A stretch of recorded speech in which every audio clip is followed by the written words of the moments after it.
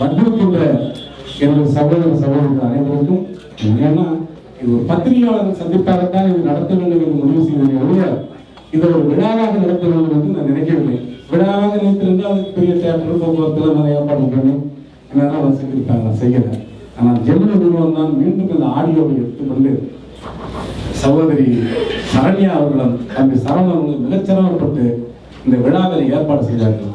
நான் செய்யவில்லை. நான் பத்திரிகையாளர் சந்திப்பு தனியாக நான் அவர்களை மட்டும் சந்திக்கிறேன். என் சகோதரர்களும் நான் ஒவ்வொரு படத்தையும் சந்திப்பேன்னு சொன்னேன். இல்லை, இந்த விழாவை நடத்தி வைப்பேன் சொல்லும்போது நான் அவர்களுக்கு இந்த ரொம்ப ஆடம்பரம் வேண்டாம் என்று சொல்லி என் மகன் அசோக் இங்கே செக்ரட்டரியாக இருக்கிறதால் என் பிள்ளைகிட்ட சொல்லி இந்த மாதிரி இந்த ஹால் இருக்கும் போது உங்களுக்கு இல்லாத என்னென்னு சொல்லி இந்த ஹாலையை எனக்கு தந்து உதவி உங்களை எல்லோரும் நீங்கள் சந்திப்பதற்கு எனக்கு வாய்ப்பு ஏற்படுத்தி கேட்டிருந்தார்கள்.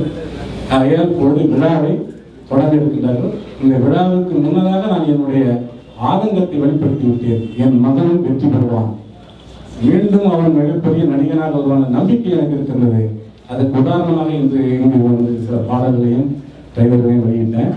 இது என்ன இளைஞர்கள் சேர்ந்து உருவாக்கியிருக்கின்ற ஒரு கூட்டு முயற்சி படம். இது மதிப்பிற்கும் மரியாதைக்கு உரிய திரையுலகின் ஜாம்பவான்கள் அத்தனை பேர்களுக்கு என்னுடைய ஒட்டுமொத்தமான ஒரு வணக்கங்கள். வருமும் காவாதான் வாழ்க்கை இனிவும் வகுத்து ஊறு ஊற கேட்டும். சினிமா எப்பொழுதுமே கொண்டுகிட்டு இருக்காது. ஒற்ற நேரத்துல வெற்றியும் தேவை, நம்மளை சுற்றி நல்ல நண்பர்களும் சுற்றி பணக்கடைகளையும் சேர்த்து வச்சுக்கணும். செய்த படத்துக்கு நிச்சயம் உருவாக்கி கணக்கு வச்சுக்கணும். உள்ளார வர பணம் இல்லத்திற்கு வருகிறது. அதற்கு அண்ணனாக வழிகாட்டியாக நீங்கள் என்றென்றும் இருப்பீர்கள். உங்களுடைய உணர்வுகளை புரிந்து கொள்ள கோடான கோடிகளோடு இருக்கின்றார்கள். அதனால் நீங்கள் இனியுள்ள காலங்களில் சற்று வார்த்தைகளையும் கோபத்தையும் புரிந்து கொண்டு அன்பை மட்டுமே விதயங்கள் என்று கூறி இந்த படத்தை வாழ்த்தி அடுத்த நிகழ்வுகளை தொடர்கின்றனர்.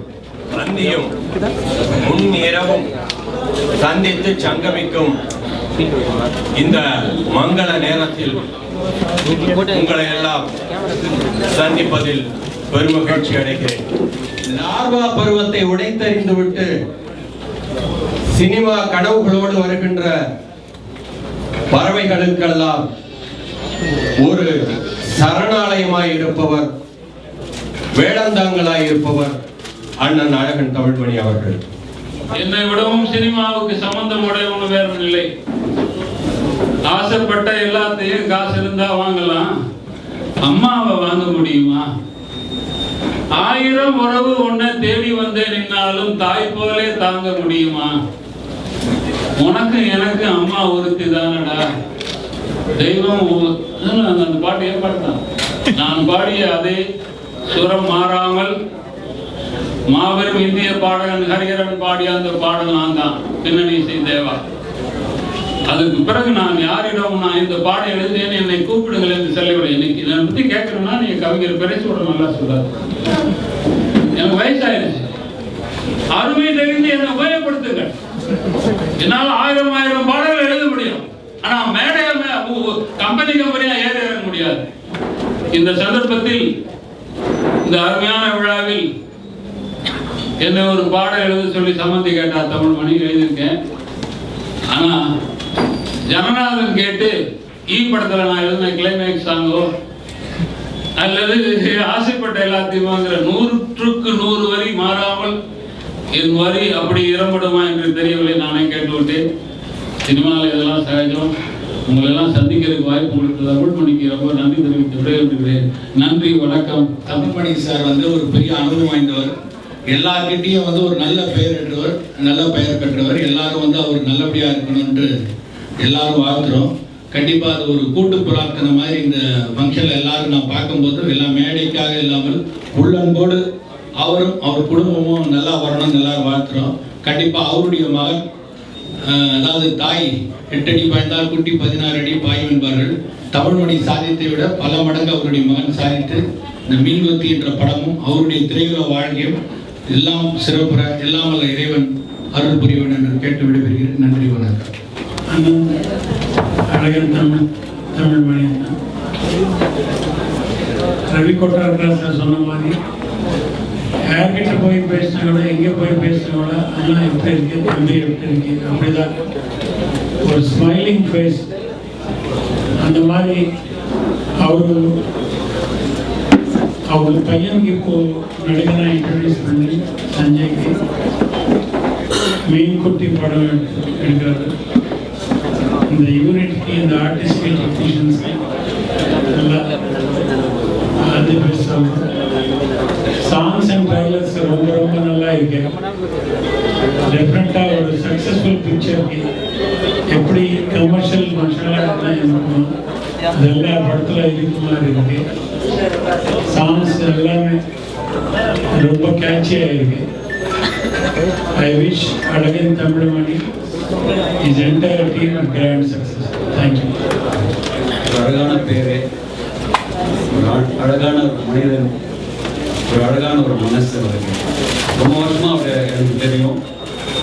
அண்ட் அவர் ஒரு நெவர் சே டைன்னு ஒரு ஆங்கிலத்தில் சொல்லுவாங்க. அப்படி மாதிரி ஒரு மனுஷன். I wish him and Ajay all the best. Thank you. மீன்குத்தி Tamil திரைப்படத்தின் இசை வெளியீட்டு விழாவிற்கு வருகை தந்து சிறப்பித்துக் கொண்டிருக்கும் மேடையில் இருப்பவர்களுக்கும் இதை வந்திருப்பவர்கள் அனைவருக்கும் பத்திரிகை நண்பர்களுக்கும் தொலைக்காட்சி நண்பர்களுக்கும் என்னுடைய மாலை வணக்கத்தை தெரிவித்துக் கொள்கிறேன். நான் பேச நினைத்ததை என்னுடைய சகோதரர் ரவிகுமார் பேசிவிட்டார். என்னவென்றால் அண்ணன் அழகன் தமிழுக்கு பாசமானவர், எங்களை போன்றவர்கள் அண்ணன் இல்லாத முறையை தீர்த்து வைப்பவர். இது சத்தியமான வார்த்தை. சில பேர் பதவி இருக்கும் போதும் புகழ் இருக்கும் போதும் பழகுவாங்க. அண்ணன் அப்படி இல்லை. இன்னைக்கு எப்படின்னா எல்லாருக்கும் ஒரே மாதிரி அன்பா பழகுறது ஒரு அற்புதமான மனிதர் தொடர்பு அண்ணன். இந்த படத்திற்கு சில பேர் வரலன்றெல்லாம் கவலைப்படாதீங்க. உங்க சகோதரர்கள் இத்தனை பத்திரிகையாளர் வந்திருக்காங்க. நிச்சயமா அவங்க சும்மா விட மாட்டாங்க. இந்த படத்தை இந்த மீன் குத்திய வசூல்ல ஒரு மிகப்பெரிய ஒரு குத்தியாக கொண்டு வந்து காட்டுவாங்க. இந்த பத்திரிகையாளர் நம்பி விஜய் கிருஷ்ணா மூன்றாவது விஷயம் மிகப்பெரிய ஒரு திரைப்படத்துறை வெற்றி அடையணும் என்று வேண்டி விடைபெறுகின்றேன். திரை சிற்பிகளே, பத்திரிகையாளர்களே, அனைவருக்கும் நன்றி. நீர்மூழ்கி கப்பல் என்றால் அது தமிழ்மொழிதான். அது எங்கிருந்து வருகிறது, எங்கே செல்கிறது யாராலும் கண்டுபிடிக்க முடியாது.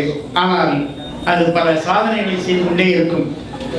அவ்வாறு சாதனைகளை புறப்பட்டிருக்கிற தமிழ்மொழியினுடைய மற்றொரு சாதனை தான் மீன்குத்தி பறவை. அதிலே தனது புதல்வரையே கதாநாயகனாக காட்டியிருக்கிறார். தமிழ்மொழியை அறிமுகப்படுத்திய அத்தனை கலைஞர்களுமே இன்றைக்கு புகழின் உச்சியில் இருக்கிறார்கள். தம்பியும் அதே மாதிரி வெற்றி பெற மனதார வாழ்த்துகிறேன். நன்றி, வணக்கம். இந்த மீன்குத்தியின் பாடல்களை அருமையாக ரசித்த பத்திரிகையாளர்களுக்கும் இணையதள நேயர்களுக்கும் நன்றி. மீன்குத்தி திரைப்படம் சஞ்சய் ராம் அவர்கள் இயக்கியிருக்கிறார்கள். இந்த படத்தின் கதையை முதல்ல எனக்கு சஞ்சய் ராம் அவர்கள் அழகன் தமிழ் சார் கூப்பிட்டு ஒரு கதை இருக்கு, அதில் படமாக பண்ண போகிற கூப்பிட்டு கேட்டாங்க.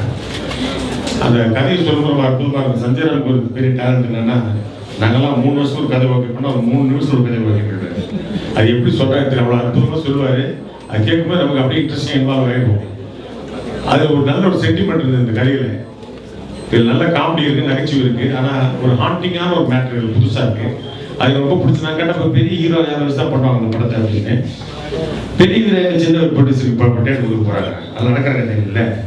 அதனால் ஒரு புதுமுகத்தை அறிமுகப்படுத்துகிறாரு. முதல்ல படம் ஷூட்டிங் நடக்கிற அன்றைக்கி நான் போயிருந்தேன். அஜய் கிருஷ்ணா வந்திருந்தாரு. அவர் அமிதாப் பச்சன் ஹைட்டில் இருக்கிறாரு, ஆனால் ரஜினிகாந்த் கலரில் இருக்கிறாரு. 2 மிக்சட் சிரிச்சு கிண்டல் பண்ணிட்டு இருந்தேன். அப்புறமா நடிச்சாரு. முதல்ல கொஞ்சம் காம்படிஷன். எனக்கு கஞ்சா கருப்பு தான். நான் ஃபர்ஸ்ட் டிரைவராக நடிக்கிறேன். கஞ்சா கருப்பு கிளீனரு, இவர் கண்டக்டரு. எங்களை எப்படியெல்லாம் மாட்டி விட்டு அந்த ஓட்டர் கட்டையெல்லாம் மாட்டி விடுறதா கதை காமெடியெல்லாம் பண்ணால் நல்லா இருந்து அந்த செட்டெலாம் பண்ணியிருந்தா நல்லா இருந்து. அப்புறமா ஒரு முக்கியமான காட்சியில் அவருடைய பழைய கதையை அவர் சொல்ல வேண்டிய அவசியம் ஏற்படும். அதை அவர் சொல்லும்போது கண்களெல்லாம் கலங்க சாப்பிட்டா ஒரு வித்தியாசமான ஒரு பெர்ஃபார்மன்ஸ் பண்ணார். அப்போ நான் நினச்சேன், சரி பரவாயில்ல. எனக்கு அப்போ தான் சொன்னாங்க, அவர் ஓஏகே தேவருடைய ஃபேனில். எனக்கு தெரியாது. நான்லாம் ஓஏகே தேவருடைய பயங்கரமான ஃபேன் அந்த காலத்தில். அவர் பண்ணுற மாதிரி படங்களை யாருமே பண்ண முடியாது காலத்தில். எங்கே பாப்பா ஒரு பாட்டெலாம் இருக்குது. அப்புறம் சொன்னேன், அப்புறம் நினச்சேன், சரி ஓகே அதான் ஜீன் உடம்புல இருக்குது, அதனால தான் பையனுக்கு நடிப்பு வருதுன்னு. ரொம்ப அருமையாக நடிச்சிருக்கிறாரு. தினா இசையமைச்சிருக்கிறாரு. இந்த படம் மாபெரும் வெற்றி அடையணும்னு மனதார வேண்டிக்கிறேன். இந்த நிகழ்ச்சிக்கு அழைத்ததுக்கு ரொம்ப நன்றி. முதல் முறையாக நான் உதவி இயக்குநராக சேர்வதற்காக எங்கெங்கேயும் அலைஞ்சி அரை படம் கால் படமாக அப்படியே ஒர்க் பண்ணும்போது என்னை கூப்பிட்டு முதலாக உதவி இயக்குனர் ஆக்கினது நான் அண்ணன் தான். சோலைக்குயில் படம் என்னுடைய முதல் படம் உதவி இயக்குனர். அதை ஆக்கி இன்னைக்கு நான் ஒரு ஆள் என்ன கூட்டு மேடையில் பேச வரைக்கும் ஒரு ஆளாக இருக்கேன்னா என்னோட சினிமா வாழ்க்கைக்கு வந்து எனக்கு ஒரு தந்தையாக இருந்தவர் தான் எங்கள் அண்ணன் தம்பி. சஞ்சய் ராம் வந்து எனக்கு 10 வருஷமா தமிழ் சினிமாவில் வந்து எங்கே பாரும் சஞ்சய் ராமோடைய கதை, அவர் சொல்கிற விதம், அவருடைய காட்சி அமைப்பு எல்லாம் வித்தியாசமாக இருக்குன்னு சொல்லியிருப்பாங்க. ஸோ அந்த வித்தியாசங்கள் எல்லாம் புரிஞ்சு அநேகமாக குமார் ஒரு முக்கியமான இடத்துக்கு எடுத்து நினைக்கிறேன். அவர் இன்னொரு சரியான ஒரு வெற்றி அடைந்தால் அப்புறம் தமிழ்மணி அண்ணன் வந்து சினிமா வந்து நீ என்னவா இருந்தாலும் சினிமா உள்ள இருந்தா இருப்பார். அவரை டிஸ்ட்ரைப் பண்ணவே முடியாது சினிமா உள்ள. நான் உண்மையாக நம்புறேன். ஏற்றம் இறக்கம் அது இது இருக்குது இல்லாமல் எது நடந்தாலும் அவர் சினிமா உள்ள இருந்துட்டே இருப்பார். ஏன்னா அவர் இடைவிடாத சினிமா ஆர்வலர். அண்ணன் வெற்றி அடையணும், குமார் வெற்றி அடையணும், சஞ்சய் ராம் வெற்றி அடையணும். வாழ்த்துக்களை நன்றி, வணக்கம்.